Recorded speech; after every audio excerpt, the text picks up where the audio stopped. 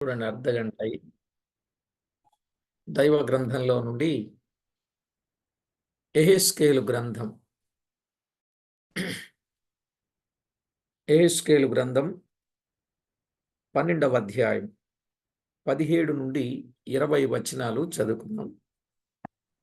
ఎహెస్కేలు గ్రంథం 12వ అధ్యాయం 17 నుండి 20 వచనాలు. మరియు యెహోవా వాక్కు నాకు ప్రత్యక్షమై ఇలాగు సెలవిచ్చెను. నరపుత్రుడా, వణకుచునే ఆహారము తిని తల్లడింపును చింతయు కలిగి నీళ్లు త్రాగి దేశములోని జనులకేలాగు ప్రకటించును. యెరూషలేము నివాసులను గూర్చియు ఇశ్రాయేలు దేశమును గూర్చియు ప్రభువైన యెహోవా సెలవిచ్చున్నదేమనగా, దానిలోనున్న కాపురస్తులందరూ చేసిన బలాత్కారమును బట్టి దానిలోని సమస్తమును పాడైపోవును గనుక చింతతో వారు ఆహారము తిందురు, భయభ్రాంతితో నీళ్లు త్రాగుదురు. నేనే యెహోవానై ఉన్నానని మీరు తెలుసుకొనున్నట్లు కాపురపు పట్టణములు నిర్జనములుగా ఉండును, దేశము పాడగును. చదవబడిన ఈ లేఖనం కొరకై ప్రార్థన చేసి వాక్యాన్ని ధ్యానం చేద్దాం. ప్రతి ఒక్కరూ ప్రార్థనలో ఏకీభవించండి. పరిశుద్ధుడవైన మా పరమ తండ్రి, ఘనుడవైన మా దేవా, మీ గణనామానికి స్తోత్రము చెల్లిస్తున్నాం.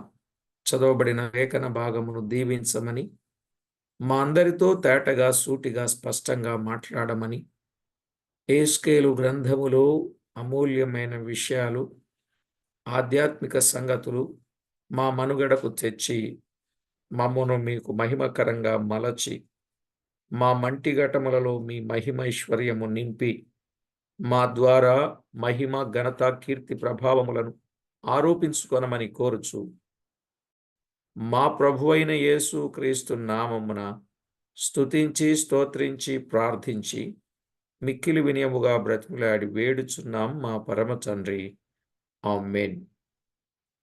ప్రభునందు ప్రియులారా, పరిశుద్ధ గ్రంథమైన బైబిల్లో మనము గత వర్తమానములో 1 నుంచి 16 వచనాలలో ఉన్న మాట సామాగ్రి మూటగట్టుకొని పోవుట అనే విషయాన్ని మనము విన్నాం. అలాగే ఈరోజు 17 నుండి 20 వచనాలు భయము చింత, భయము చింత. అలాగే 21 నుండి 28 వచనాలు దేవుడు చెప్పినది త్వరగా జరుగును. దేవుడు ఏది చెప్పినా అది త్వరగా జరుగును అనేది మనము గమనించవలసిన విషయం. ఇక్కడ మనం ఈ విషయాన్ని జ్ఞాపకం చేసుకొని మనం ముందుకు వెళ్దాం. ఇక్కడ భయము చింత దేనికంటే, ఇశ్రాయేలీలు మరలా చెరలోనికి వెళ్ళవలసి ఉండగా దేశము పాడైపోయెననియు అందువలన వణకుచు ఆహారము తినుట చింతయు కలిగి నీళ్లు త్రాగుదు అని చెప్పుచూ ఉన్నాడు. ఇశ్రాయేలీలు మరలా చెరలోనికి వెళ్ళవలసి ఉండగా దేశము పాడైపోతుందన్నప్పుడు వణుకు, అంతేకాకుండా ఆహారము తినటానికి చింత, నీళ్లు త్రాగడానికి కూడా చింత అనే విషయం మనము చూస్తున్నాం. చూడండి, ఎహెస్కేలు గ్రంథములో 4వ అధ్యాయంలో వ్రాయబడిన మాట. 4వ అధ్యాయం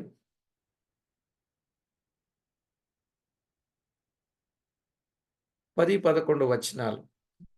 నీవు తూనికే ప్రకారం అనగా దినమొకటింటికి 20 తులముల ఎత్తు చొప్పున భుజింపవలెను, వేళవేళకు తినవలెను, నీళ్లు కొల ప్రకారము అరపడి చొప్పున ప్రతిదినము త్రాగవలెను, వేళవేళకు త్రాగవలెను అన్నాడు. 16వ వచనాన్ని కూడా చదువుకుంటే 16వ వచనం, నరపుత్రుడా, ఇదిగో యెరూషలేములో రొట్టెయును ఆధారమును నేను లేకుండా చేసినందున ఇది కారణం. ఆహారమును రొట్టెయు ఆధారమును నేను లేకుండా చేసినందున వారు తూనిక ప్రకారముగా బహు చింతతో రొట్టె భుజింతురు. నీళ్లు కొలచొప్పున త్రాగుచు విస్మయముందుదురు. చూశారా? బహు చింతతో రొట్టె భుజింతురు. దేవుని వాక్యములో వ్రాయబడిన మాట, వారు చింతతో రొట్టెను భుజించవలసిన పరిస్థితి వారికి దాపురించింది. నీళ్లు కూడా ఎలా త్రాగుతారంట? విస్మయముందుచు నీళ్లు త్రాగుదురు అన్నాడు. విస్మయముతో నీళ్లు త్రాగవలసిన పరిస్థితి ఏర్పడింది. అవును ప్రియులారా, వారి జీవితం ఎలా ఉంటుందో, ఎలా ఉన్నదో వారు చేసినటువంటి కార్యాన్ని బట్టి పరిస్థితిని చాలా తేటగా వివరించినట్లు మనము చూస్తాం. ఇర్మియా గ్రంథములో కూడా ఒక మాట చెప్పాడు. ఏమన్నాడో చూడండి.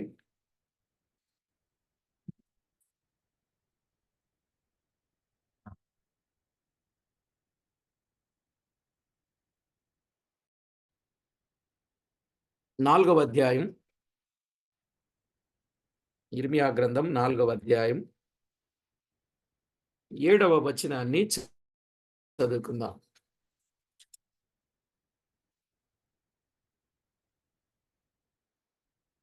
ఇర్మియా గ్రంథం 4వ అధ్యాయం 7వ వచనాన్ని చదివితే, పొదలలో నుండి సింహము బయలుదేరి ఉన్నది, జనముల వినాశకుడు బయలుదేరి ఉన్నాడు. నీ దేశమును నాశనము చేయుటకు అతడు ప్రయాణమై తన నివాసమును విడిచి ఉన్నాడు. నీ పట్టణములు పాడై నిర్జనముగా నుండును. ఇందుకై గోనె పట్ట కట్టుకొనుడి, రోదనము చేయుడి అన్నాడు. చూశారా? వినాశకుడు బయలుదేరాడు. ఈ వినాశకుని యొక్క పరిస్థితిని బట్టి వీరికి బహు చింతయు భయమును కలిగిన అనుభవం మనము చూస్తూ ఉన్నాం. అదే ఇర్మియా గ్రంథం 25వ అధ్యాయం 9వ వచనాన్ని మనము చదివితే, ఇర్మియా గ్రంథం 25వ అధ్యాయం 9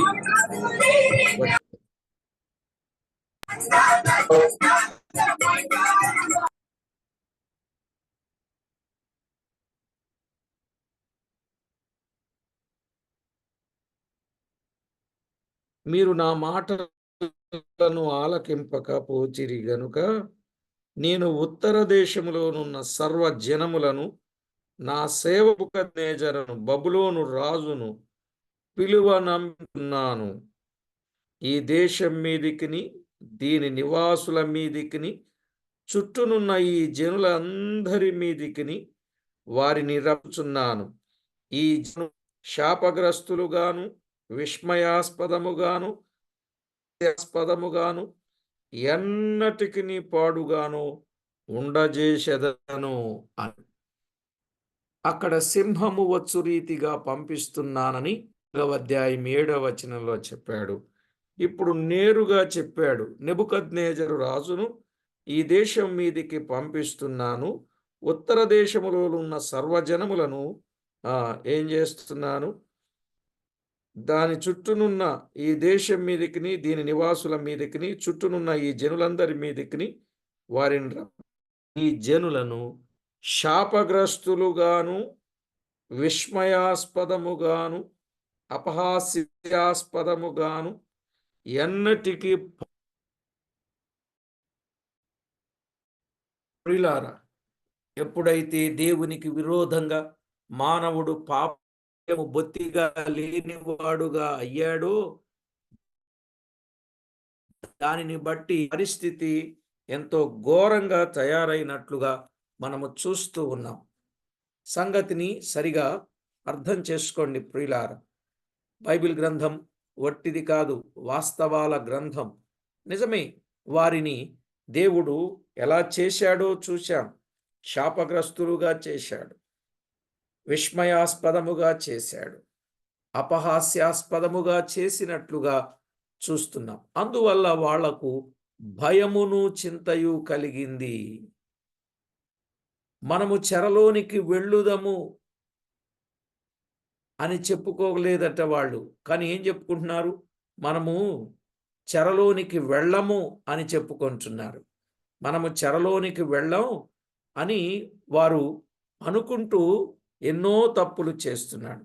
కానీ ఈ ప్రజలతో దేవుడు తప్పక చెరలోనికి వెళ్ళుదురని చెప్పుచూ ఉన్నాడు. ప్రియులారా, ఆలోచన చేయండి. మనం అనుకున్నట్టు జరగదు కానీ దేవుని వాక్యమే ఎప్పుడు తప్పక నెరవేరేది. అవునా కాదా? మనం అనుకున్నట్టు ఎప్పుడు జరగదు. వాళ్ళు అనుకుంటున్నారు మేము చెరలోనికి వెళ్ళాం, మేము బాగానే ఉన్నాం అని అనుకుంటున్నారు. ఓ ప్రక్క భయం, ఓ ప్రక్క చింత అని వాళ్ళ పరిస్థితులు చూస్తున్నాం. అయినప్పటికీ మేము వెళ్ళాం అన్నట్టుగా ఉన్నారు. కనుక ప్రియులారా, దేవుని వాక్యమే ఎప్పుడు నెరవేరేది కనుక మన సొంత అభిప్రాయాలు నమ్ముకొనక ఆయన చిత్త ప్రకారమే మనం ఆయనకు అప్పగించుకోవాలి. మన సొంత ప్రయత్నాల మీద ఎప్పుడు ఏ పని చెయ్యవద్దు. సొంత ప్రయత్నాలు మంచివి కావు అని చెప్తా ఉన్నాడు. సామెతల గ్రంథం 3వ అధ్యాయం 5-6 వచనాల్లో మరి మనం ఎలా ఉండాలో అక్కడ చాలా వివరంగా చెప్పాడు. కనుక గుర్తు చేసుకున్నాం.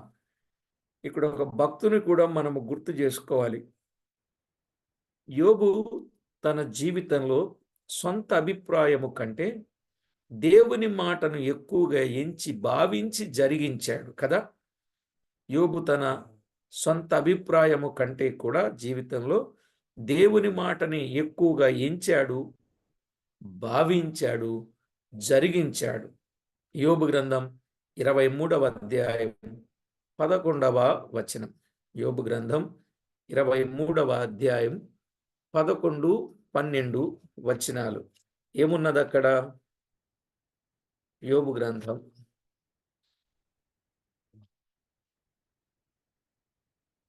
23వ అధ్యాయం 11, 12 వచనాలు. నా పాదములు ఆయన అడుగు జాడలు విడువక నడచినవి. ఎందుకంటే ఆయనే మనకి ఏదైనా చేయగలిగేది. నా అడుగు జాడలు ఆయన పాదములను విడువక నడచినవి. నేను ఇటు అటు తొలగక ఆయన మార్గమును అనుసరించి తిని, ఆయన పెదవుల ఆజ్ఞను నేను విడిచి తిరగలేదు. ఆయన నోటి మాటలకు నా స్వాభిప్రాయము కంటే ఎక్కువగా ఎంచి తిని. ఎంత స్పష్టంగా ఉందో చూడండి. ఆయన నోటి మాటలను నా స్వాభిప్రాయము కంటే ఎక్కువగా ఎంచి తిని. ఇది గుర్తు పెట్టేసుకోండి. మీరు ఎలా గుర్తు పెట్టుకుంటారో నాకు తెలియదు. ఇది మీరు గుర్తు పెట్టుకోండి. కొన్నిసార్లు గుర్తుండేటట్టుగా కొన్ని కార్యక్రమాలు ఏదో చేస్తూ ఉంటారు. మనం కూడా అలా గుర్తు పెట్టుకోవాలి. ఆయన నోటి మాటలను నా స్వాభిప్రాయము కంటే ఎక్కువగా ఎంచి తిని. అంటే నా సొంత అభిప్రాయము కంటే ఆయన వాక్యాన్ని నేను ఎక్కువగా ఎంచాను. ఆ వాక్యమును బట్టే నేను బ్రతుకుచున్నాను అని చెప్పాడు. నిజంగా అంతటి కష్టాలలో, అంతటి శ్రమలలో ఇంతటి గొప్ప మాట చెప్పడం ఎంత విశేషమైన సంగతి అండి. మనమైతే అలా చెప్పగలమంటారా? ఈ మాట ఇంత గట్టిగా మనము చెప్పగలమంటారా? చెప్పండి, చెప్పగలమా?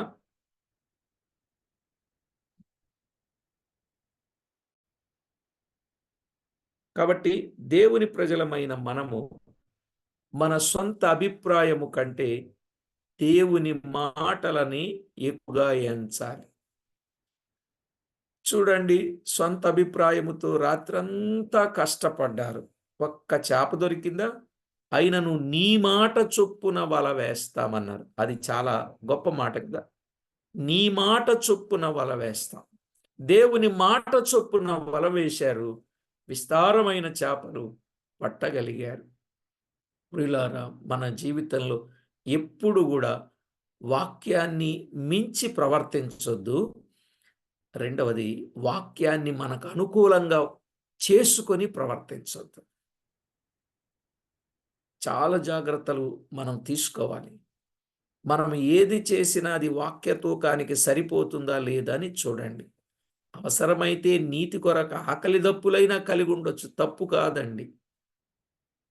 కానీ వాక్యానికి భిన్నమైన కార్యాన్ని మాత్రం మనం ఎన్నడూ చేయకూడదు.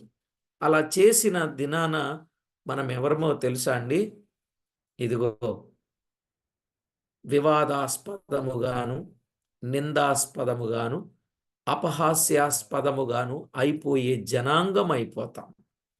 ఇశ్రాయేలీయులు అలాగే అయ్యారు. ఎందుకని? దేవుడు వారి మధ్య ప్రవక్తల నుంచి పెందల కడనే మాట్లాడుచు వచ్చిన వారి మాటలను వారు పెడచెవిని పెట్టారనుంది. ఎన్నిసార్లు ఉందండి ఆ మాట? చాలా సార్లుంది.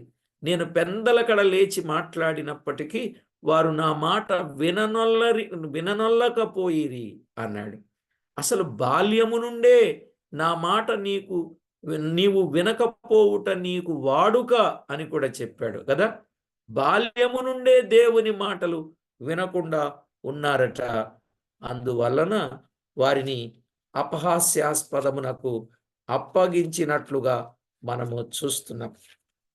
కాబట్టి ప్రభునందు ప్రియులారా, జాగ్రత్తగా దైవ లేఖనంలో మనము ఆలోచన చేయాలి. బాల్యము నుండే దేవుని మాటలు వినని వారుగా అయిపోయారు ప్రజలు. ఈరోజు చాలా మంది జీవితాలు అలాగే ఉన్నాయండి, అలాగే ఉన్నాయి. కనుక మనము అలాంటి వారముగా ఉండకుండా దేవునికి మహిమకరమైన వారంగా జీవించుట మనకెంతైనా ఆశీర్వాదకరమని ప్రభు పక్షంగా ప్రేమతో మీకు మనవి చేస్తున్నాను. చూడండి, ఇర్మియా గ్రంథములో మనము ఆలోచన చేసినట్లయితే ఒక మాట మనము చదువుకుందాం. ఇర్మియా గ్రంథం 2వ అధ్యాయం. ఇర్మియా గ్రంథం 2వ అధ్యాయం. వారు దేవుని మాట త్రోసివేసి ఏమయ్యారో చెప్పాడు. 2వ అధ్యాయం 13వ వచనంలో వ్రాయబడిన మాట, నా జనములు 2 నేరములు చేసి ఉన్నారు, జీవజలముల ఊటనైన నన్ను విడిచి ఉన్నారు, తమ కొరకు తొట్లను అనగా బద్దలై నీళ్లు నిలువని తొట్లను తొలిపించుకొని ఉన్నారు. చూశారా? ఏం చేశారండి ప్రజలు? నేరాలు చేశారన్నారు. ఏంటి? జీవజలముల ఊటనైన నన్ను విడిచి ఉన్నారు. ఆయన మాట జీవము కలిగిన మాట కదా. జీవజలముల మాట ప్రభు చెబితే ఆ మాటలను జీవజలముల ఊట అయిన ఆయన్నే విడిచిపెట్టారు. తమ కొరకు ఏం చేశారండి? నీళ్లు నిలువని బద్దలైన తొట్లను తొలిపించుకుని ఉన్నారు. నీళ్లు నిలువని తొట్లు ఎన్ని తొలిపించుకుంటే సుఖం ఏముంది? ఈరోజు చాలామంది ఎంత వాక్యం వింటున్నా బద్దలైపోయిన తొట్టిలో నీళ్లు పోసినట్టే ఉందండి. ఎంత వాక్యం చెప్పినా వింటున్నారు కానీ దాన్ని అలా విడిచిపెట్టేస్తున్నారు. కనుక అది గొప్ప నేరముగా పరిగణించబడుతుంది. జాగ్రత్త పడాలి. జీవజలముల ఊట అయిన ఆయనను మనము విడిచిపెట్టుట గాని మరచిపోవుట గాని ఎన్నడీ గాని మనము చేయకూడదు అని చెప్పాడు. కనుక మన స్వాభిప్రాయము కంటే దేవుని మాటను ఎక్కువగా భావించి జరిగించాలి. దేవుడు చెప్పినది త్వరలో జరుగును అన్నాడు. ఇక తర్వాత మనము చదువుకోవలసిన వచనం యెహెజ్కేలు గ్రంథములో 12వ అధ్యాయములో 21 నుండి 28 వచనాలు మనము చదువుకోవాలి. ఒకసారి చదువుతున్నాను, జాగ్రత్తగా వినండి. మరియు యెహోవా వాక్కు నాకు ప్రత్యక్షమయ్యేలాగు సెలవిచ్చెను. నరపుత్రుడా, దినములు జరిగిపోవచ్చున్నవి, ప్రతి దర్శనము నిరర్ధకమగుచున్నది. అది ఇశ్రాయేలీయుల దేశములో మీరు చెప్పుకొను సామెత ఏమిటి? కావున నీవు వారికి ఈ మాట తెలియజేయుచు, ప్రభువు యెహోవా సెలవిచ్చినదేమనగా, ఇక మీదట ఇశ్రాయేలులో ఎవరును ఈ సామెత పలుకకుండా నేను దానిని నిరర్ధకము చేసేదను గనుక నీ వారితో ఇట్లనము, దినములు వచ్చుచున్నవి, ప్రతి దర్శనము నెరవేరును, వ్యర్థమైన దర్శనమైనను ఇచ్చకములాడు సోదెగాండ్ర మాటలైనను ఇశ్రాయేలీయులలో ఇకను ఉండవు. యెహోవానైన నేను మాట ఇచ్చుచున్నాను. నేనిచ్చు మాట ఇకను ఆలస్యము లేక జరుగును. తిరుగుబాటు చేయువారలారా, మీ దినములలో నేను మాట ఇచ్చి దాన్ని నెరవేర్చెదను. ఇదే ప్రభువగు యెహోవా వాక్కు. మరలా యెహోవా వాక్కు నాకు ప్రత్యక్షమై ఇలాగు సెలవిచ్చెను. నరపుత్రుడా, వీనికి కనబడిన దర్శనము నెరవేరుటకు బహుదినములు జరగవలననియు, బహుకాలము జరిగిన తరువాత కలుగు దానిని వీడు ప్రవచించుచున్నాడనియు ఇశ్రాయేలీయులు చెప్పుకొనుచున్నారు గదా. కాబట్టి నీవు వారితో ఇట్లనము, ఇక ఆలస్యము లేక నేను చెప్పిన మాటలన్నీ జరుగును. నేను చెప్పిన మాట తప్పకుండా జరుగును. ఇదే యెహోవా వాక్కు. ఈ మాట కొంచెం మీ మనసులో పడనివ్వండి. నేను ఇకను ఆలస్యము లేక నేను చెప్పిన మాటలన్నీ జరుగును. నేను చెప్పిన మాట తప్పకుండా జరుగును. కనుక ఎప్పుడైనా దేవుడు చెప్పిన మాట జరుగుతుంది. అది ఆలస్యము లేకుండా జరుగుతుంది. అది తప్పక జరుగుతుంది. దీన్ని బట్టి దర్శనము దేవుడు చెప్పిన సత్యాలు నెరవేరుట కాగా కొంత ఆలస్యమే గాని ఇశ్రాయేలీల ప్రజలు దర్శనము నెరవేరుట లేదని చెప్పుచుండగానే అది తప్పక నెరవేరునని చెప్పుచున్నాడు. అర్థమైందండి? ఇశ్రాయేలీలు ఏమనుకుంటున్నారు? దేవుడు చెప్పిన సత్యాలు నెరవేరుట ఆలస్యమైంది గదా, అందువల్ల దేవుని దర్శనాలు నెరవేరటం లేదు అని చెప్పుకుంటున్నారట. అలా చెప్పిన సమయంలో అది తప్పక నెరవేరునని చెప్పుచూ ఉన్నాడు. వ్యర్థమైన దర్శనములు, సోదెగాండ్ర మాటలు ఇకనూ ఉండవని చెప్పుచూ ఉన్నాడు. వ్యర్థమైన దర్శనాలు కంటూ మట్టి గోడకు గచ్చుపూత పూసిన పరిస్థితులు కనబడుతూ ఉన్నాయి. అందువల్ల ఇక వ్యర్థమైన దర్శనాలు, సోదెగాండ్ర మాటలు ఇక ఉండవు. ఆయన చెప్పినవి నెరవేరవలెను. తర్వాత కొంతకాలానికి తప్పక నెరవేరును. అది త్వరగా జరుగునని చెప్పుచున్నాడు. అలాగు యెహెజ్కేలు కాలములోనే నెరవేరెను. అలాగు యెహెజ్కేలు కాలములోనే నెరవేరినట్లుగా చూస్తాం. దేశము పాడైపోగా ప్రజలు యెహెజ్కేలు చెప్పినట్లుగా బహు దుఃఖముతోనూ ఏడ్పుతోనూ కాలము గడిపిరి.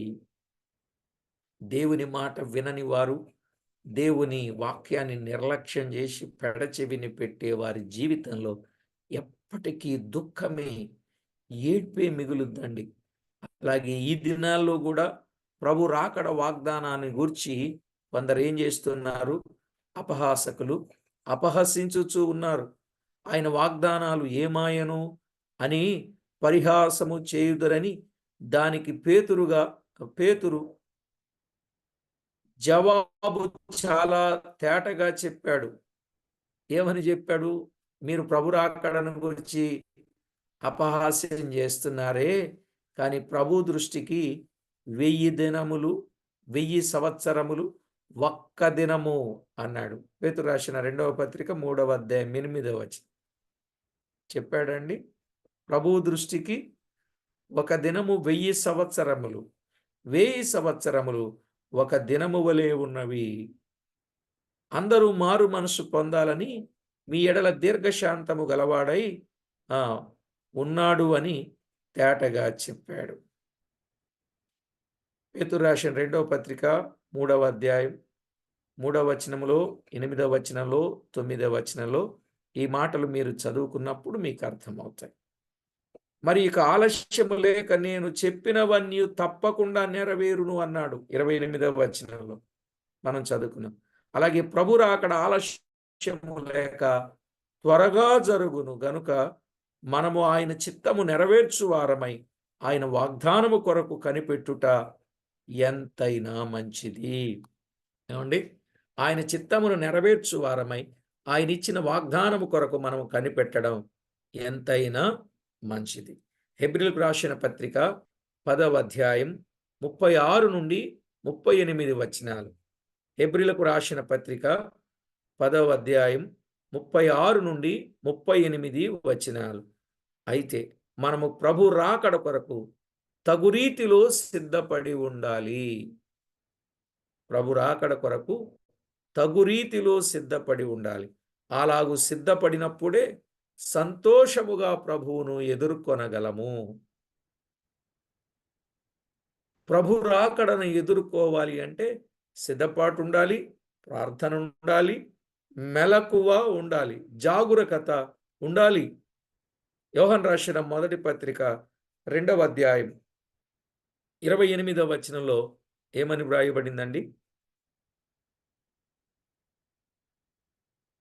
చాలా వివరంగా వ్రాయబడింది. అలాగే 3వ అధ్యాయం 6వ వచనములో, 24వ వచనంలో, కనుక ఆయన చిత్తానుసారంగా జీవించుట మన బాధ్యత. ఎలా జీవించాలి? ఆయన చిత్తానుసారంగా మనము జీవించాలి. ప్రియులారా, ఒకటి గుర్తుపెట్టుకోండి, మనకు ఇష్టం వచ్చినట్లుగా మనము జీవించకూడదండి. ఆయన చిత్తానుసారంగా జీవించడం. తర్వాత మన సొంత అభిప్రాయం కూడా ఆయన చిత్తమే అనుకొని మనం ఎప్పుడు వెళ్ళవద్దు. ఏ కార్యాన్ని తలపెట్టవద్దు. అది అలా చేస్తే ఫెయిల్ అయిపోతాం, చివరికి అపహాస్యం పాలవుతాం. కనుక అలాంటి పరిస్థితులు మన జీవితంలో ఎప్పుడూ పెట్టుకోకుండా దేవుని చిత్త ప్రకారంగా మన జీవితాన్ని జాగ్రత్త చేసుకొని ఆయన నామానికి మహిమ ఆపాదించే వారముగా మనము ఉండాలి. అందుకు మనము జాగ్రత్త పడాలి, సిద్ధపడాలి, ప్రభు నామాన్ని మహిమ పరచాలి. ఆ విధంగా ప్రతి ఒక్కరూ చేయాలని ప్రభు పక్షంగా ప్రేమతో మనవి చేస్తున్నాం. ఇప్పటి వరకు మన జీవితంలో ఎన్నో అనుకుంటూ ఇలా చేద్దాం, అలా చేద్దాం అనుకుంటూ వచ్చాం. అలా కాదు. మనం ఏం చెప్పాలంటే, ప్రభువా, నా ఎడల నీ చిత్తం ఎలా ఉందో అది నెరవేర్చు, నీ చిత్తానికి నేను శిరస్సు వంచి లోబడుచున్నాను అని చెప్పి మనము సంపూర్ణంగా ఆయనకు అప్పగించుకోవాలి. దాన్ని సజీవ యాగముగా అంటాడు రోమపత్రిక 12:1 నుంచి మనం చదివితే 12వ అధ్యాయంలో. అలాగే సర్వ అవయవములు దేవునికి అప్పగించుకోవాలి అని చెప్తాడు. కీర్తన 51 ఆఖరు చరణంలో.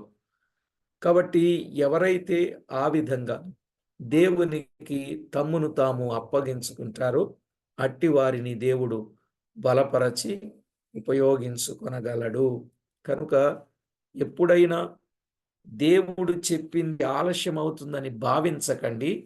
దేవుడు చెప్పింది ఏదైనా అది తప్పక జరుగుతుంది, అది తప్పక నెరవేరుతుంది. కనుక ఈ విషయాన్ని మీరు మనసులో తలపోసుకొని ప్రభువుకి ఎంతో మహిమకరంగా జీవితాన్ని దిద్దుకొని ఆయన చిత్తాన్ని నెరవేర్చేవారుగా ఉండాలని ప్రభువు పేరట ప్రేమతో మనవి చేస్తున్నాను. ప్రార్థన చేసుకుందాం. పరిశుద్ధుడవైన మా తండ్రి, పరమందు ఆసీనుడవైన మా దేవ, మీ ఘననామానికి వందనాలు, కోటాను కోట్లు స్తుతులు స్తోత్రాలు చెల్లిస్తున్నాం.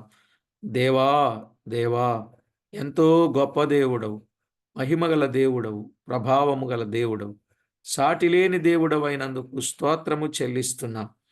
మా ప్రాణప్రియుడా, మమ్మను ప్రేమించిన నాద, మా సహాయకుడా, అద్వితీయ సత్యదేవుడా, మీకు స్తుతులు స్తోత్రాలు చెల్లిస్తున్నాం.